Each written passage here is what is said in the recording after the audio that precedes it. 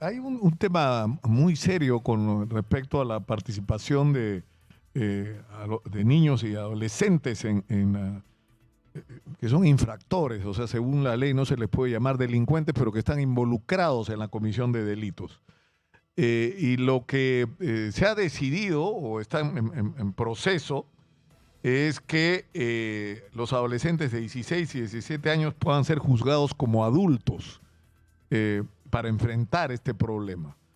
Y la interrogante es si realmente esta medida es la apropiada o no, si es constitucional, no solo si es constitucional o no, sino si realmente es una solución al problema. Y vamos a conversar, estamos conectados para ello vía Zoom con Cristian Solano.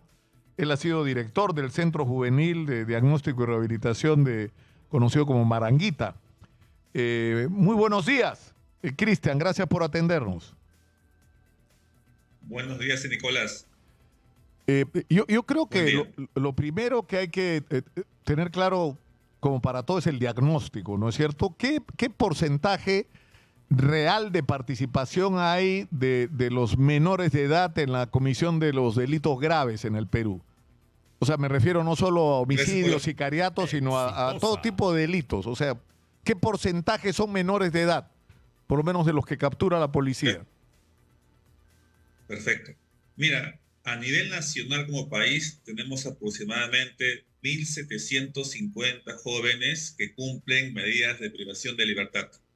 Si hacemos el comparativo con lo que son adultos, a nivel del INPE, hablamos más o menos del 1.8% de menores que tienen penas de cárcel, en este caso denominados centros juveniles. Es decir, el número es pequeño y se ha mantenido relativamente estable en los últimos años. Claro, porque ya hay, o sea, existe una legislación que permite darle penas severas pese a su minoría de edad, ¿no es cierto? No es que porque eres menor de edad quedas impune. Si eres menor de edad y has cometido lo que se llama una infracción a la ley en el caso de los adolescentes, vas a ir a un centro de rehabilitación, ¿no?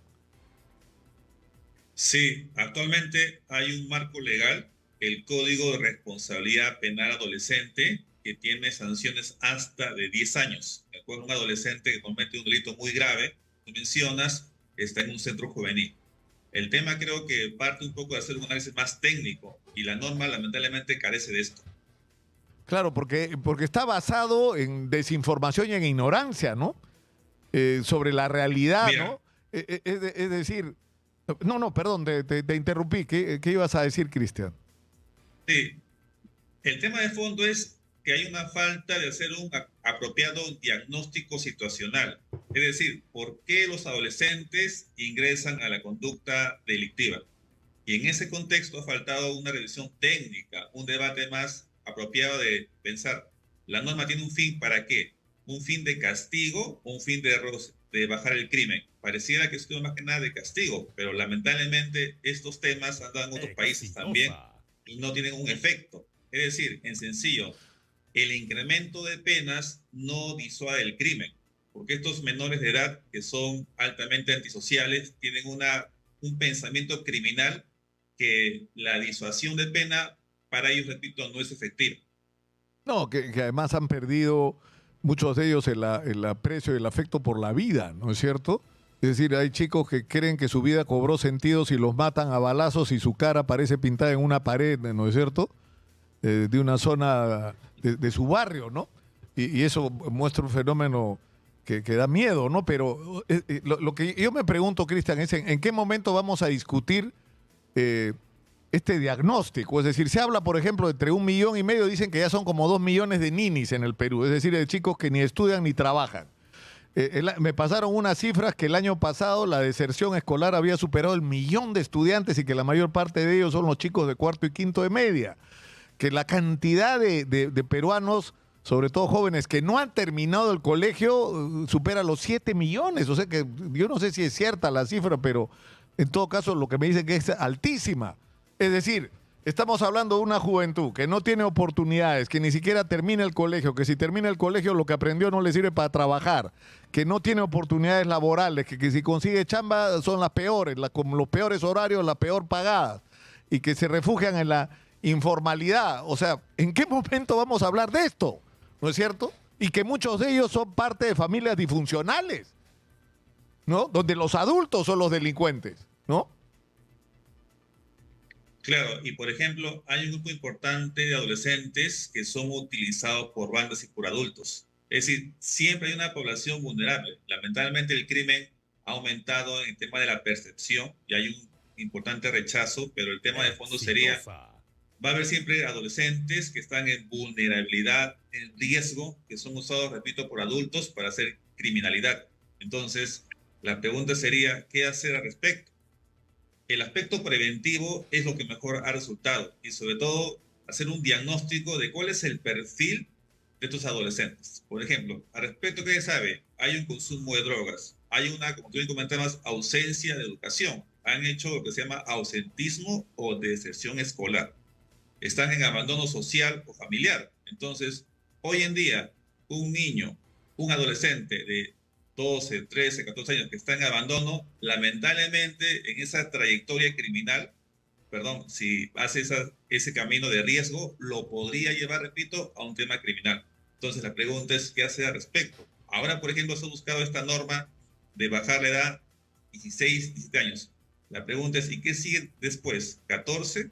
O sea, el tema va un poco más de fondo de ver cuál es el diagnóstico actual para pensar en una reforma del sistema juvenil. Es decir, como país, ¿qué se está haciendo con esta población una vez que están, digamos, en conflicto con la ley penal y van a un centro juvenil respecto?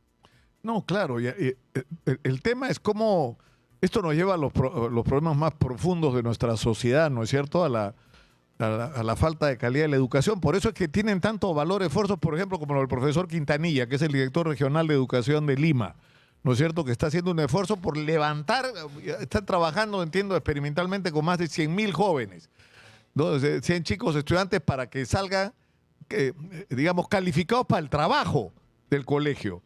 Es decir, para que estén armados para ingresar al mercado laboral o guardando la distancia. Mira, ahora, en medio de la crisis que hay en la federación, ¿no? Peruana de fútbol, con el presidente de la federación preso, que es el segundo presidente seguido de la federación que va preso, pero en fin. Hay cosas que se están haciendo, como las de Chemo del Solar, de promover el fútbol de menores, de resucitar todo lo que de valioso existió acá. ¿Por qué? Para darles a los jóvenes la oportunidad del deporte, no solamente como un espacio de, digamos, profesional para los mejores, los más calificados, sino como una escuela de solidaridad, de trabajo en equipo, de respeto a las reglas. Es decir, esas son las cosas en las que deberíamos estar ocupándonos, ¿no? De promover esto para cambiarle la vida a los jóvenes. Sí, el tema de fondo lamentablemente no se toca, pues se ve en la parte superficial y se piensa que con incrementar penas se ha hecho algo. Entonces, más que nada hay una visión de castigo hacia el adolescente en este caso, pero obviamente si queremos bajar la tasa de criminalidad, el camino es el incorrecto. Pues ahí falta más una reforma más profunda, ¿no? Tomando en cuenta lo que tú dices, adolescentes que tengan oportunidades reales. Por ejemplo, un menor de edad tiene que estudiar y acabar el colegio, pero muchos de estos chicos dejan el colegio, están en situación de abandono de calle, usan drogas y están finalmente a veces con familias que los utilizan para el tema criminal.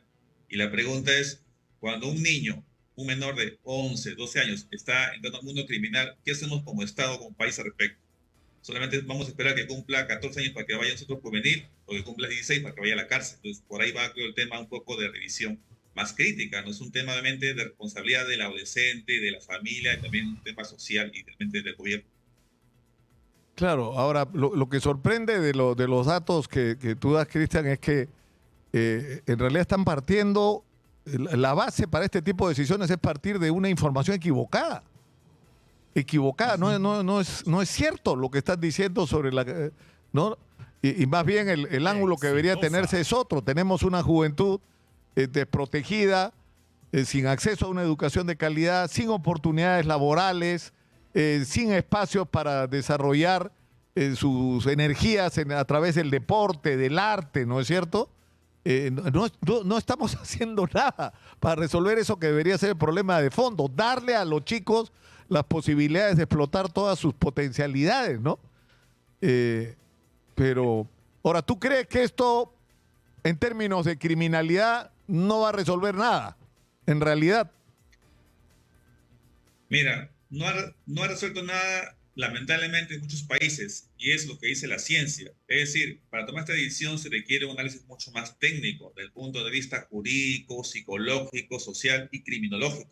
Entonces, la ausencia de una apropiada investigación o revisión científica es lo que pasa aquí. Hay solamente una reacción social. Uno hace una encuesta, por ejemplo, en las redes, y imagino que la gente quiere aquí sanciones, castigos, leyes más, diríamos, severas. Pero ese no es el tema para poder resolver esta No, problemática. porque para terminar hay que decir, Cristian, que en general nuestra ley penal es muy severa. Nuestras penas no son pequeñas. Por extorsión en el Perú puede decirte cadena perpetua. O sea, pero en fin, Cristian, te agradezco mucho por habernos atendido. Ha sido muy gentil y muy ilustrativo, dicho sea de paso, para que los ignorantes que toman decisiones se informen un poco antes de tomarlas. Muchas gracias. Muy buenos días. Ustedes lo han escuchado, ¿ah? Se deciden cosas y ni siquiera saben de qué están hablando. Nos vamos a la pausa, pero antes